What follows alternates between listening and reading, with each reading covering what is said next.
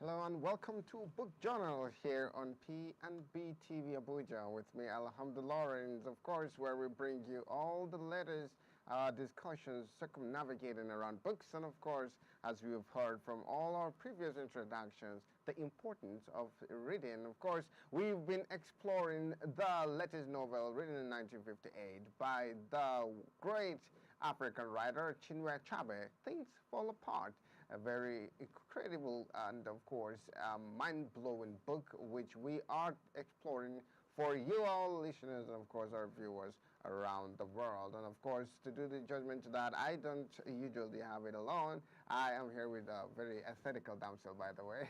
I mean, Idris. Welcome to the show as usual. Thank you for always having us. Yes. Having So me. yeah. So well, we've been talking about Things Fall Apart just from our recent discussion, the last episode of Things Fall Apart. We discussed the first chapter, the second chapter, of course, and we introduced generally the Things Fall Apart, what it's all about. Can you just give us a reminder in the introduction of the first chapter of Things Fall Apart? Alright, so like every other book, Things Fall Apart. It's just like it follows a conventional style of writing, which you have to introduce to your readers, your audience, who you want to talk about in the book. So the first and second chapter of Things Fall Apart explored and exposes us to Okonkwo, the main character of the book. It took us through the fears, his family life, his father, his children, his wives, his farms, the way that he's a farm man, someone that farms, and all of that. So majorly that's what the first and second chapter of the book talk about. All right. Well, Okonkwo seemingly is, they say, a very fearless man, a warrior, but he's got an obsession, which, is seemingly his father. Why is he obsessed with his father, basically? Because in the introduction of the first chapter, the second chapter, they talked about his obsession with his dad, who is basically a flute, bringer or something like that. So, what actually obsessed him with his dad? Obsessed or upset? Obsessed and Obsessed. obsessed, both of them. Okay. I wouldn't say he's upset with his father. You are upset with something you love, and Yeah. he doesn't love his father. From every indication of the book, he doesn't love his father because his father was a failure because he later died. His father was a failure, and he was so obsessed with his father, obsessed with success. He really wanted to survive, really wanted to be a successful man, and the fear of not wanting to be like his father is what drove the plot, what drives the plot of the book. Okay, so well, we'll be delving right into our discussion for today. Of course, we'll be continuing the discussion in the third chapter of the book Things Fall Apart. Let's quickly talk about that. It explores to another side of Okonkwo, basically the third chapter. Can you take us through that? Okay, so from the first chapter, after they've introduced us to Okonkwo and all that, I think the third chapter explains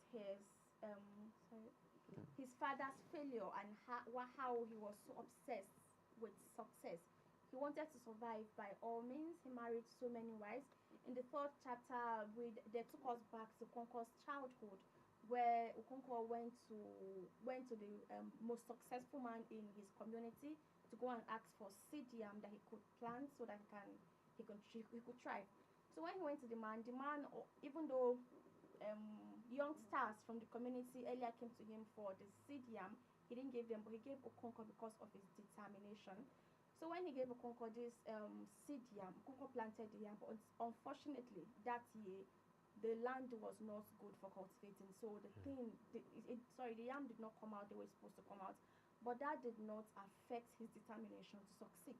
You know, if it's like normal people, they'll be like, oh, I tried my best. Maybe it's not even my father's fault that he is the way he is. Yeah. He didn't succeed. Maybe he tried his best and he could not succeed. But Okonkwo was determined to do this. So even after his yam did not come out well that year, he was still determined to farm again the next year.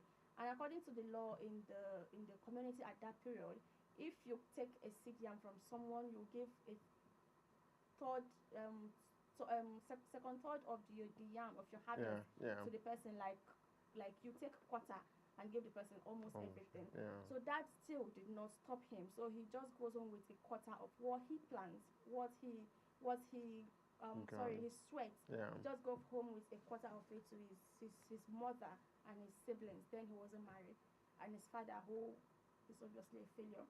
So in the third chapter also, they introduce us to his father Unoka, where he went to a chi. Chi is called God in the Okay. Igbo community. Mm. So he went to the God to address the situation of him not always having not always having what he plants. Maybe when he plants yam, they don't come out well. And who is after him? Is it my village people, like we say now, Yeah. or what is really wrong?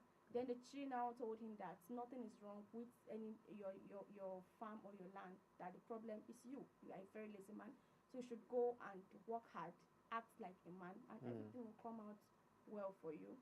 So I think basically that's what chapter 3 talked about. Yeah. Okay, basic synopsis, I will say. However, I'd want us to like kind of correlate all this discussion to our present, strife in process of life, because basically that's one thing we need to understand, especially in the context of literature. It sends a message. It tries to inform you about something, so you can nurture it in yourself and honor it in others as well. So you talked about determination. Okonkwo went, got the CDM and planted it, and unfortunately for him, it didn't really work out well in the way it's supposed to. Many people, as you rightfully say, would have given up, right? And they were not succeeding. Okay, I think I left a major point out while I was explaining. There's this luck thing that kept coming up in the third chapter. They kept talking about luck, that if you come from a wealthy family, like we say now, generational wealth, if you come from a wealthy family, there is every possibility that you won't be poor, that you will succeed. But if you come from a background where they don't have money, they don't have what to eat, it takes luck for you to succeed. So Concord, from his father was a very lazy man, a lazy man. So nobody knew he was going to succeed like he did. Okonkwo became the most successful man in his community at, at that time. So I think determination in our today's world, without it, you won't succeed. Yeah, you won't succeed. Because in Nigeria presently, it's just 2% of Nigerian population that are born into wealth. The rest of us have to hustle our way through, and if you are not determined, how will you get there? Yeah. Because there are so many obstacles as you are going up. There are so many challenges that you will come across. He loves, but he doesn't want people to know that he loves them. So through that, I think he showcases his love through anger, even on his daughter Izine, or Izina, what's her name? Isn't it? Yeah, like he has this likeness, this soft spot for the girl, but he did not want her to know. So he always calls her. Even Ikemefuna, the adopted son, at some point he developed some feelings for the guy, for Ikemefuna, but he still did not want him to know. While they were doing this, is it Peace Week in the village? They said Peace Week in the community as of that time is a week that you don't say hurtful words to people, you don't beat them, you don't tell them things that will get them angry. But that week, Okonkwo beat up his wife. Oh. He beat up his wife because he was fed up with everything around him. He was not in support of the celebration. He's not an easy man. He always wants to go the hard way. So anything that brings smiles to people's faces, he's not. He always tries to avoid it. So he was already fed up with this celebration coming up. So when his wife just like upset him a little bit, he poured all the anger on him. So sorry, on her. So I think chapter 3 majorly explores the other side of Okonkwo, the main character of the book. But what do you feel makes caused him to be that angry man and impatient? Like, what is that? Is there any drive, that leads him to that, or is it just his natural flow? Like this is just me on the inside, or is he following some sort of principles of life? For example, we can talk about where we read or somewhere, someone is explaining if you want to get something in life, you're just gonna go hard, Yes. and all those kind of stuff. So what is that drive really, or is it just his personality, or he just like kind of just take us through on that. What really makes him Okay. exhibit this character? This question is kind of tricky, but I'll just say I'll just comment Okay. a bit on that. So I think he sees his father as a weak man, and he doesn't want to be seen as a weak man. Maybe that's why he's always angry. He's always hard, like to his wife, his children, even people around. I think there was a time they were having a community meeting where this is it Osugo, what's that man's name? He wanted to speak to contribute to something they were discussing, and Okonkwo said this meeting is for men because the man is not as successful as he is. Okay. So I think it's the fear of not wanting to be weak, not wanting to be useless. Maybe he thinks his father is. His father did not succeed because he's just too free with everybody. Okay. Maybe I don't know. I cannot categorically place that. Yeah. But basically, based on his actions, we could literally round it up like that. If Yeah. it should be basically the reason why he's done, all these exhibitions of anger and temper and all those kind of things. Yeah, we got people who's got temperaments and all that, but at least some point they kind of control it. Not excessive as he is at his own end. But just as you've said rightfully, probably he thinks his dad or his father was kind of too cold a man, and that really made him weak. Like, Yes. the weakness was because was as a result of his kind of temper. He's too, jovial probably. He's just too, or like free to and Maybe to all that. him to be a successful man, you have to be hard, even on his wives, on Yeah. his children, on everyone around him. He was just so hard on them. Maybe that's his definition of being successful. I don't know.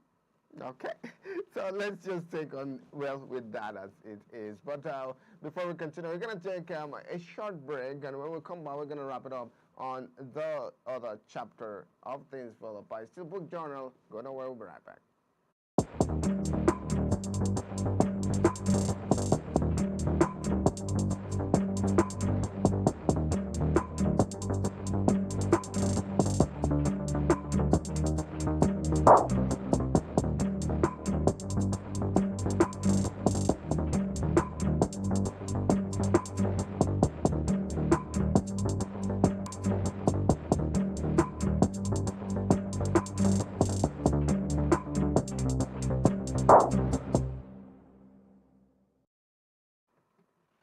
Welcome right back. If you're just joining us, we've been discussing about the Things Fall Apart.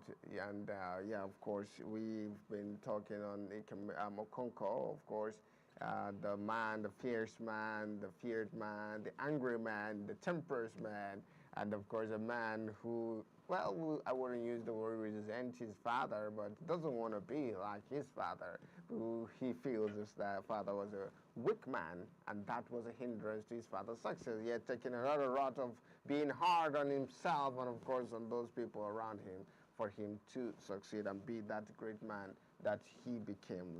Just a little tip on that. Can you give us, please?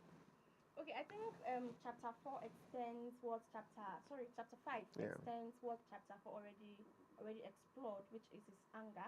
Okonkwo, like we were discussing before we went on the break, he doesn't want to be like his father because he thinks his father was weak because he was so soft on people. So Okonkwo never wants to rest.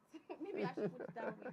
Yeah. During that peace week, that Yam celebration festival, he Yeah. was angry that why do we have to do this when we can work? So I think that's what led to him beating up his wife because he was already angry that he had to take this 1 week break to celebrate all this. So his wife now, I don't know what she did. I think she cut off his